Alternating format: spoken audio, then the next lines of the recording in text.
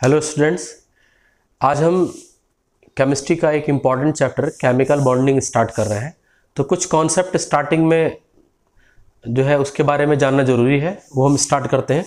तो सबसे पहली चीज़ ये है कि केमिकल बॉन्डिंग में हमें जानना होगा कि केमिकल बॉन्ड क्या होता है। तो केमिकल बॉन्ड क्या होता है?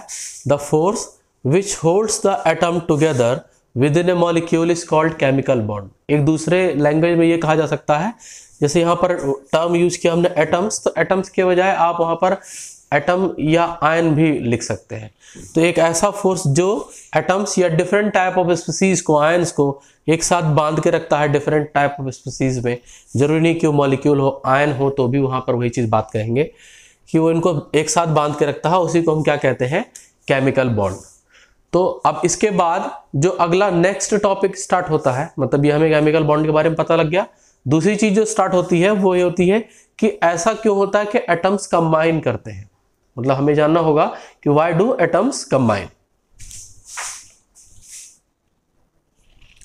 अब देखिए अगली चीज हमने क्या पढ़ा, हम मतलब पढ़ने जा रहे हैं हम ये कि व्हाई डू एटम्स कंबाइन। आखिर एटम कंबाइन ही क्यों करते हैं, क्यों केमिकल बॉन्ड बनता है।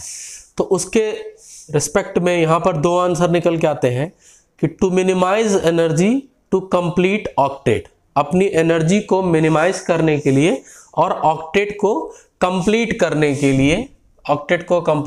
के लिए, एटम्स कंबाइन करते हैं। ऐसा क्या होता है? जब एटम्स अप्रोच करते हैं, when two atoms approaches each other they combine only in the condition that there is a decrease in potential energy। जब दो एटम्स एक दूसरे की तरफ अप्रोच करेंगे बॉन्ड फॉर्मेशन के लिए, तो वो बॉन्ड का फॉर्मेशन तभी होगा जब उन दोनों की पोटेंशियल एनर्जी क्या हो रही होगी? वो डिक्रीज हो रही होगी। इसको हमें डायग्राम से समझने की कोशिश करें। जैसे मान लीजिए ये न्यूक्लियस और एक एटम यहां बना दिया हमने, इसी तरीके से न्यूक्लियस और एक दूसरा एटम हमने ऐसे ही बना दिया। तो न्यूक्लियस हम अच्छे से जानते हैं कि न्यूक्लियस जो है वो कैसा होता है? पॉजिटिवली चार्ज होता है। तो ये दोनों ही एक दूसरे को क्या कर रहे होंगे? रिपेल कर रहे होंगे। मान लेते हैं किसी के इसके ऑर्बिट में एक इलेक्ट्रॉन है, इसके ऑर्बिट में एक इलेक्ट्रॉन है, तो इन दोनों के इलेक्ट्रॉन्स के बीच में कैसा फोर्स लगेगा? रिपल्सन का फोर्स लगेगा। ये दोनों भी एक दूसरे को रिपेल करेंगे, ठीक है, ये दोनों भी एक दूसरे रिपेल कर रहे हैं। बट जब अप्रोच कर रहे होंगे एक दूसरे को, तो इस न्यूक्लियस का, ये जो न्यूक्लियस है वो इस वाले इलेक्ट्रॉन पे एक फोर्स ऑफ अट्रैक्शन लगाएगा। कैसा फोर्स लगाएगा? फोर्स ऑफ अट्रैक्शन लगाएगा। इसी तरीके से ये वाला न्यूक्लियस है वो इस वाले इलेक्ट्रॉन पे क्या लगाएगा? फोर्स ऑफ अट्रैक्शन लगाएगा। तो यहां पर दो टाइप का फोर्स काम कर रहा है, दोनों न्यूक्लियस के बीच में फोर्स ऑफ रिपल्सन और दोनों न्यूक्लियस के इलेक्ट्रॉन्स के बीच में फोर्स ऑफ रिपल्सन, सॉरी, यहाँ पर फोर्स ऑफ रिपल्सन, यहाँ पे फोर्स ऑफ रिपल्सन। लेकिन ये जो न्यूक्लियस है इस इलेक्ट्रॉन पे फोर्स ऑफ अट्रैक्शन लगा रहा है और ये वाला न्यूक्लियस इस वाले इलेक्ट्रॉन पे फोर्स ऑफ अट्रैक्शन लगा रहा है। तो यहाँ पर फोर्स ऑफ अट्रैक्शन और फोर्स ऑफ रिपल्सन दोनों ही एक साथ काम कर रहे हैं। तो हम इसको क्या कह सकते हैं? इसको लिख देंगे हम फोर्स ऑफ रिपल्सन, और ये जहां पर क्रॉस लाइन से रिप्रेजेंट किया जा रहा है ये क्या है? ये फोर्स ऑफ अट्रैक्शन है। क्या है ये? फोर्स ऑफ अट्रैक्शन है। केमिकल बॉन्ड कब बनेगा? जब दोनों टाइप का फोर्स काम कर रहा है, लेकिन बॉन्ड बनेगा कब? तो ये अपने आप ही कॉमन सेंस ला के कोई बता सकता है कि बॉन्ड तब बंधेगा जब दोनों एक साथ होंगे। दोनों एक साथ कब होंगे? जब अट्रैक्शन ज्यादा हो या रिपल्सन ज्यादा हो। तो आप कहेंगे जाहिर सी बात है कि जब अट्रैक्शन का फोर्स ज्यादा होगा, और जब अट्रैक्शन का फोर्स ज्यादा होगा तो उस समय उसकी पोटेंशियल एनर्जी कम हो जाएगी।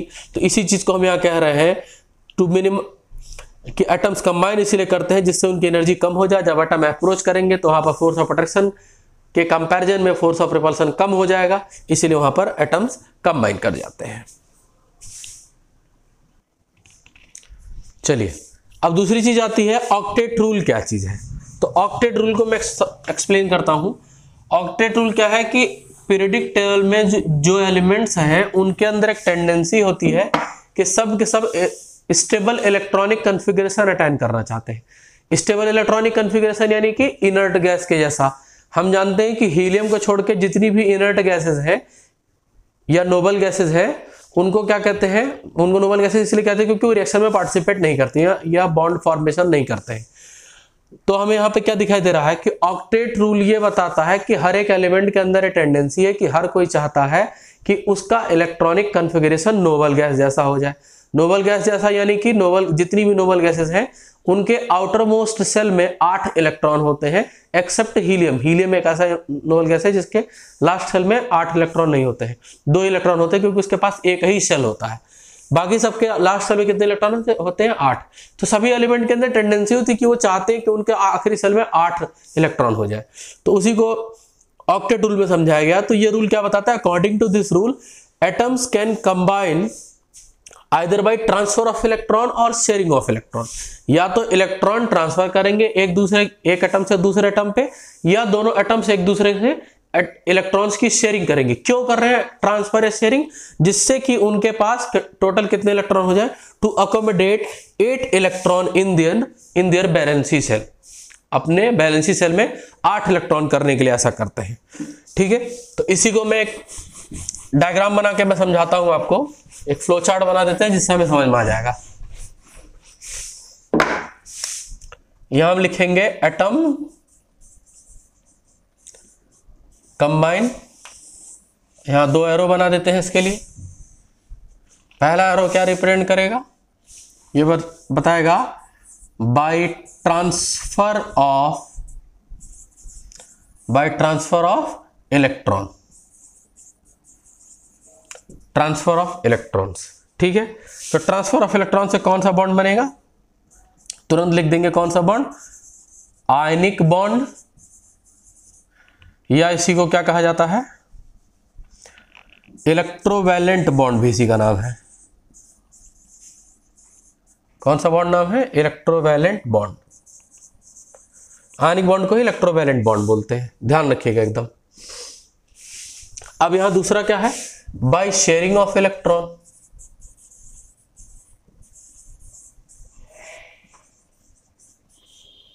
इलेक्ट्रॉन की शेयरिंग से। तो sharing of electron further 2 parts में डिवाइड हो जाता है।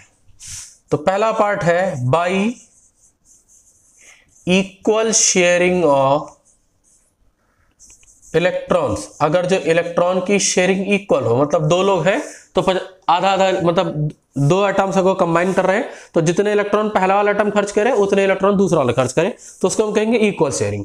और दूसरा क्या है? By unequal sharing.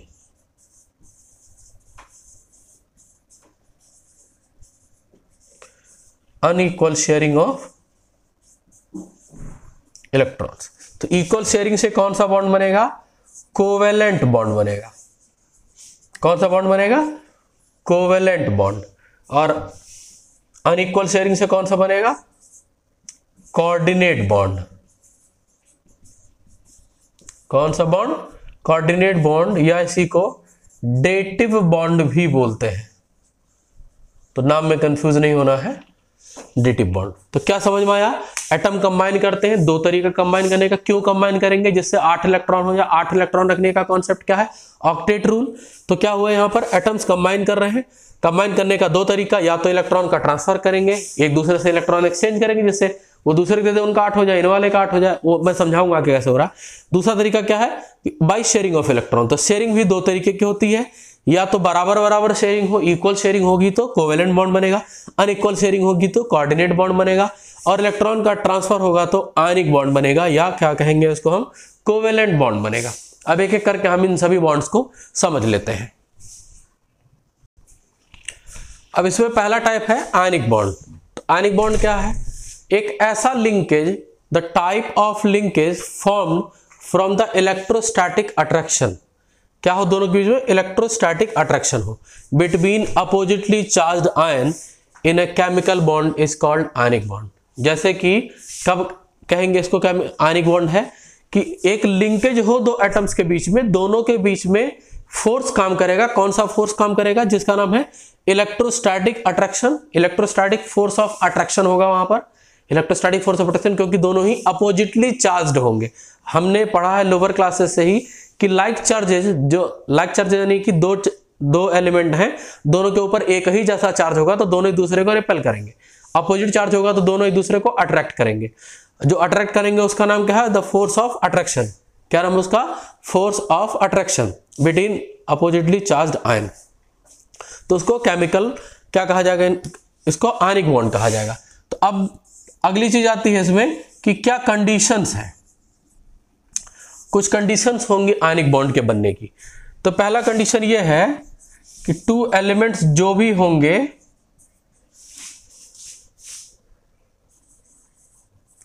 Must have opposite charge. दोनों के ऊपर चार्ज कैसा होना चाहिए? चार्ज अपोजिट होना चाहिए। सेम चार्ज होगा तो आयनिक बॉन्ड नहीं बन पाएगा। दूसरा कंडीशन ये है कि एलिमेंट्स, ऐसे एलिमेंट जिनके पास 1, 2 या 3 इलेक्ट्रॉन होंगे,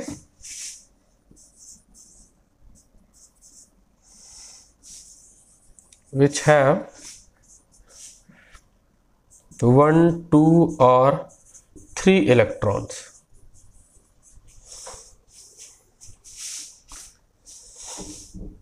in outermost cell।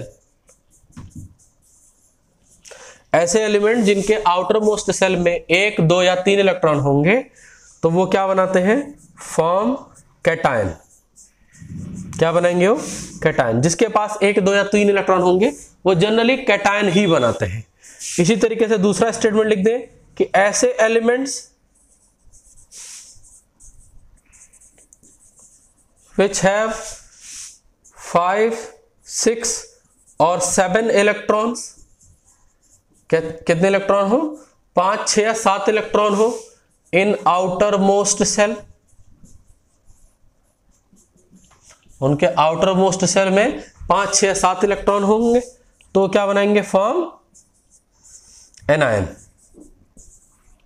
क्या बनाएंगे वो? एनायन बनाएंगे। तो हमें 3 कंडीशन पता लग गई। पहली चीज कि दो लोग कम आयनिक बॉन्ड तब बनाते हैं जब दोनों के ऊपर चार्ज अलग हो। ऐसा एलिमेंट जिसके आखिरी सेल में, लास्ट सेल जिसको आउटर मोस्ट सेल बोलते हैं, 1, 2 और 3 इलेक्ट्रॉन होंगे तो कैटायन बनाएगा।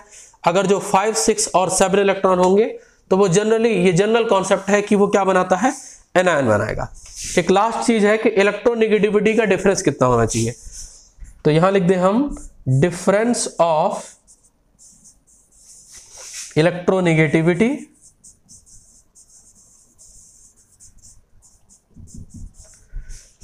between two elements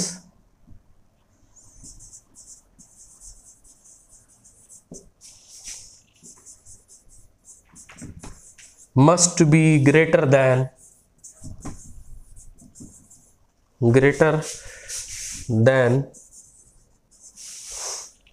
or equal to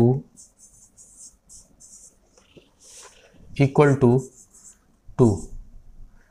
2 या 2 से, या तो 2 हो जाए, दोनों के बीच में इलेक्ट्रोनेगेटिविटी डिफरेंस, या तो 2 हो जाए या 2 से क्या हो जाए?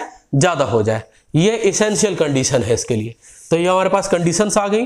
दो एलिमेंट के बीच में इलेक्ट्रोनेगेटिविटी का डिफरेंस या तो 2 हो जाए या तो 2 से ज्यादा हो जाए, 2 और मोर देन 2 हो जाए। तो ये आयनिक बॉन्ड के लिए कंडीशन हो गई। अब हम इसको एक एग्जाम्पल से समझेंगे। एग्जाम्पल जैसे कि NaCl, सोडियम क्लोराइड एक आयनिक कंपाउंड है। तो सोडियम क्लोराइड के बारे में समझे क्या होता है। सोडियम एक्चुअल में सॉलिड फेज में पाया जाता है। किसे पाया जाएगा? सॉलिड फेज में। तो सोडियम सॉलिड से पहले इसको किया जाता है, सोडियम गैस में कन्वर्ट कर दिया जाएगा। तो जो एनर्जी होगी इस प्रोसेस में, जो एनर्जी लगेगी उसको हम डेल्टा H से रिप्रेजेंट कर देते हैं और इसका नाम है सब्लिमेशन एनर्जी। सॉलिड से डायरेक्ट गैस में कन्वर्ट करने को क्या कहेंगे हम? Sublimation energy. यही मैं इस पे सफिक्स में लिख देता हूं, डेल्टा H सब्लिमेशन। ठीक है। अब क्या होगा? गैस बन गया। जब कभी भी कोई कंपाउंड गैस बन जाता है तभी उसका आयनाइजेशन किया जाएगा। तो हम यहाँ लिख देंगे सोडियम से गैस से कैसे बदल गया, अभी सोडियम आयन बन गया, मतलब क्या बना दिया इसने, कैटायन बना दिया। तो हमारे दिमाग में तुरंत जाना चाहिए कि सोडियम को कैटायन क्यों बनाए। जब कभी कोई आयनिक कंपाउंड लिखा होता है तो जनरली पहला पार्ट कैटायन दूसरा पार्ट एनायन होता है। सोडियम का इलेक्ट्रॉनिक कॉन्फ़िगरेशन क्या होता है, 281। लास्ट सेल में कितने इलेक्ट्रॉन है, 1। हमने क्या कहा, कंडीशन क्या बताया हमने कि अगर जो लास्ट सेल में 1 2 या 3 इलेक्ट्रॉन होगा तो वो कैटायन ही बनाएगा। कैटायन बनने का मतलब 1 इलेक्ट्रॉन निकलेगा। तो हमने एकदम स्टार्टिंग से बताया कि सोडियम क्लोराइड जो कंपाउंड है वो बनता कैसे है। सोडियम जनरली एकदम स्टार्टिंग से समझिए कि सोडियम को उठाएंगे तो क्या होगा, सॉलिड फेज में होगा, सॉलिड से आएंगे गैस में। क्यों गैस मिलेगा, क्योंकि जब वो गैसियस फॉर्म में बदल जाएगा तभी आयनाइजेशन होता है। आयनाइजेशन पोटेंशियल की थ्योरी हम पढ़ चुके हैं पीरियोडिक क्लासिफिकेशन में कि आइसोलेटेड गैसेस एटम से 1 इलेक्ट्रॉन निकालने में जितनी एनर्जी की जरूरत पड़ती है उसी को हम आयनाइजेशन पोटेंशियल बोलते हैं। तो सोडियम जब गैसियस फेज में चला जाएगा तब वो सोडियम आयन बनेगा। तो यहां पर जो प्रोसेस है उसको बोलते हैं हम आयनाइजेशन एनर्जी। क्या कहेंगे इसको, आयनाइजेशन एनर्जी। अब अगली चीज क्या आ गई, अब सोडियम क्या बन गया, कैटायन बन गया। अब यहां से हम क्लोरीन के बारे में बात करें। क्लोरीन जनरली किस फॉर्म में पाया जाता है, किसमें पाया जाएगा, गैसेस फेज में। किस तरीके से, डायटोमिक स्टेट में, क्योंकि गैस होती है। तो पहले इसको हम तोड़ देंगे, किसे में तोड़ देंगे, 2 क्लोरीन एटम्स में तोड़ देंगे। क्लोरीन जो मॉलिक्यूल था उसको किस में तोड़ दिया, एटम्स में। तो यहां पर जो डेल्टा H है उसका नाम है बॉन्ड डिसोसिएशन एंथैल्पी, BDE लिख देते हैं यहां पर हम। तो इसका नाम क्या है, इसको बोलते हैं bond dissociation energy, bond dissociation energy. और यहां जो डेल्टा H नाम होगा उसको हम लिख देते हैं आयनाइजेशन, या आई ही रहने देते हैं, आयनाइजेशन एनर्जी ही रहने देते हैं। ठीक है। अब क्लोरीन क्या बन गया, गैस बन गया। अब इसमें से 1 एटम को उठा लिया जाएगा क्लोरीन के, और उसमें क्या किया जाएगा, 1 इलेक्ट्रॉन ऐड कर देंगे। यहां लिखना इलेक्ट्रॉन जरूरी था, तो 1 इलेक्ट्रॉन क्या कर देंगे, ऐड कर देंगे। तो इलेक्ट्रॉन ऐड करने के बाद क्या बन जाएगा, क्लोराइड आयन। तो क्लोरीन में 1 इलेक्ट्रॉन ऐड हो गया, क्या बन गया, क्लोराइड आयन। तो यहां पर जो डेल्टा H होगा, या यहां पर इसको बोलेंगे electron gain enthalpy. Full form क्या है इसका, electron gain enthalpy, electron gain enthalpy, ये आ गया। तो ये पूरा प्रोसेस है। यहां पर क्या बना, यहां बना सोडियम आयन, यहां क्या बना, क्लोराइड आयन बना। सोडियम आयन बन गया, क्लोराइड आयन बन गया। अब दोनों कंबाइन कर जाएंगे, क्या होगा, यहां बन गया सोडियम आयन, फाइनल प्रोसेस लिख रहे हैं हम, सोडियम आयन, फिर क्लोराइड आयन। सोडियम आयन किस पे, गैसेस फेज में, क्लोराइड आयन किस में, गैसेस फेज में। दोनों मिलके क्या बना लेंगे, NaCl। क्या बना लेंगे, NaCl। किस फेज में, सॉलिड फेज में। NaCl किस फेज में, सॉलिड फेज में। और यहां पर जो डेल्टा H होता है उसका नाम होता है लैटिस एनर्जी। क्या बोलते हैं इसको, लैटिस एनर्जी बोलेंगे। तो इतनी चीजें आ गई। अब एक सबसे इंपॉर्टेंट चीज जो है, जो हम सीखने चल रहे हैं, वो देखिए क्या है। फॉर बॉन्ड फॉर्मेशन,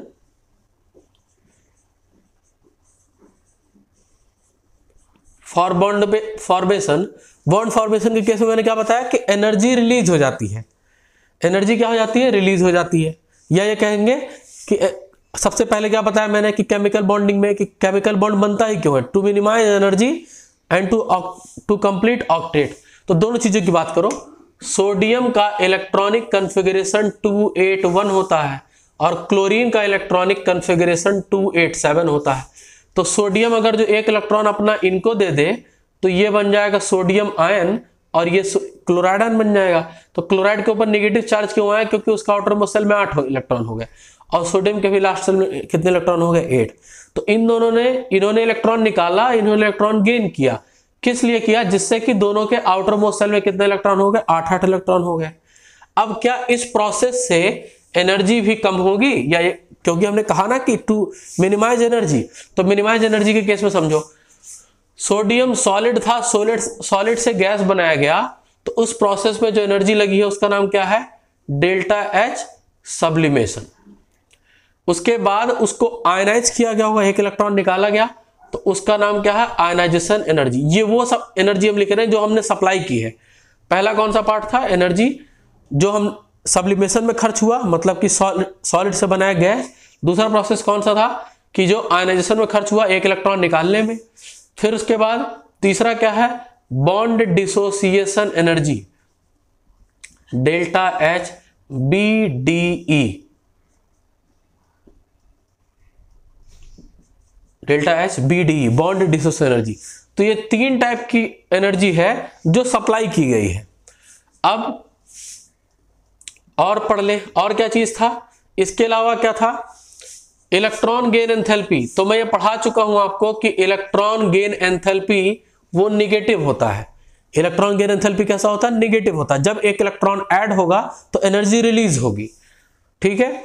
और last one is lattice energy. ये देखो लैटिस एनर्जी यहां लिखा हमने, लैटिस एनर्जी। तो लैटिस एनर्जी क्या होता है, जब कभी भी कैटायन एनायन कंबाइन करते हैं तो उनके कंबाइन करने पर एनर्जी रिलीज होती है। कंबाइन करने पर एनर्जी क्या होगी, रिलीज होगी। तो ये 3 एनर्जी ऐसी है जो सप्लाई की गई, ये सब्लिमेशन, आयनाइजेशन और बॉन्ड डिसोसिएशन एनर्जी। भाई बॉन्ड तोड़ने के लिए एनर्जी सप्लाई की गई, तो इन तीनों का सम हमेशा ही कम होना चाहिए इन दोनों से। क्यों, ये 3 energy, sublimation energy, ionisation energy, bond dissociation energy, ये तीनों एनर्जी हमने सप्लाई की है। एनर्जी सप्लाई करने का मतलब इतना अमाउंट ऑफ एनर्जी हमने दिया है इस पूरे सिस्टम को। तो बॉन्ड बनने के बाद में उससे ज्यादा एनर्जी रिलीज होनी चाहिए। जितनी एनर्जी हमने सप्लाई की है उसके कंपैरेटिवली ज्यादा एनर्जी रिलीज होनी चाहिए, तभी तो हम कहेंगे कि पूरे सिस्टम में यानी बॉन्ड फॉर्मेशन में एनर्जी डिक्रीज हुई है।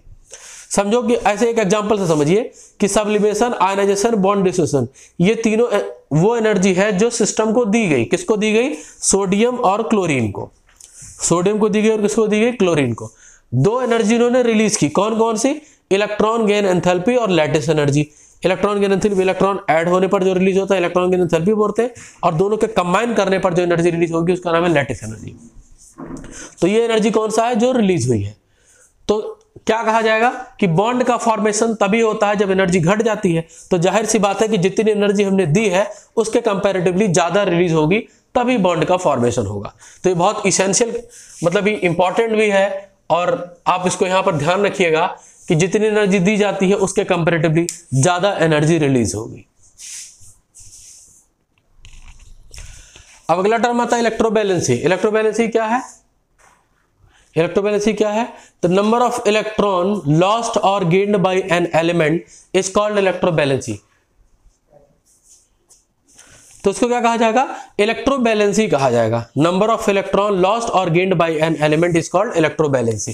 जितने इलेक्ट्रॉन लेगा देगा। तो एक NaCl का एग्जांपल लेते हैं हम। सोडियम का इलेक्ट्रॉनिक कॉन्फ़िगरेशन क्या होता है, 281। क्लोरीन का क्या होता है, 287। तो हमने लिख दिया यहां पर सोडियम के आखिरी सेल में कितना इलेक्ट्रॉन है, सोडियम के लास्ट सेल में कितना इलेक्ट्रॉन है, 1 इलेक्ट्रॉन है, तो हमने उसका यहां पर रिप्रेजेंट कर दिया। फिर यहां क्लोरीन लिख देते हैं, क्लोरीन के पास कितने इलेक्ट्रॉन है, 7 इलेक्ट्रॉन है। तो इसके इलेक्ट्रॉन को हमने डॉट से दिखा दिया, इसको क्रॉस से। तो ये क्या करेगा, अपना 1 इलेक्ट्रॉन इनको डोनेट कर देगा। तो क्या बन जाएगा यहां पर, सोडियम क्लोराइड। सोडियम ने इलेक्ट्रॉन दिया, इसने गेन किया, ठीक है। ये अपना लास्ट इलेक्ट्रॉन ये निकाल देंगे, अपना इलेक्ट्रॉन ये इधर से निकाल देंगे। तो इलेक्ट्रोबैलेंसी कितनी है, इसकी भी इलेक्ट्रोबैलेंसी 1 है, क्योंकि ये इलेक्ट्रॉन दे रहा है, और ये इलेक्ट्रोबैलेंसी कितना, जितना इलेक्ट्रॉन देगा उतना ही इलेक्ट्रॉन नहीं लेगा। तो दोनों की इलेक्ट्रोबैलेंसी 1 आ गई। दूसरा एग्जांपल लिखते हैं MgO। क्या ले रहे हैं, MgO। मैग्नीशियम का इलेक्ट्रॉनिक कॉन्फ़िगरेशन 282, ऑक्सीजन का 2,6। तो इनके लास्ट सेल में 6 इलेक्ट्रॉन है, तो ये सोचेंगे 2 इलेक्ट्रॉन कहीं से मिल जाता। इनके पास 2 है तो सोचेंगे कहीं कोई ले लेता हमसे इलेक्ट्रॉन। तो मैग्नीशियम लिख दिया, और मैग्नीशियम के 2 इलेक्ट्रॉन ये बना दिए। ऑक्सीजन लिख दिया, ऑक्सीजन के पास टोटल कितने इलेक्ट्रॉन होते हैं, 6 इलेक्ट्रॉन होते हैं। तो ये अपना क्या करेंगे, दोनों इलेक्ट्रॉन इनको दे दिए।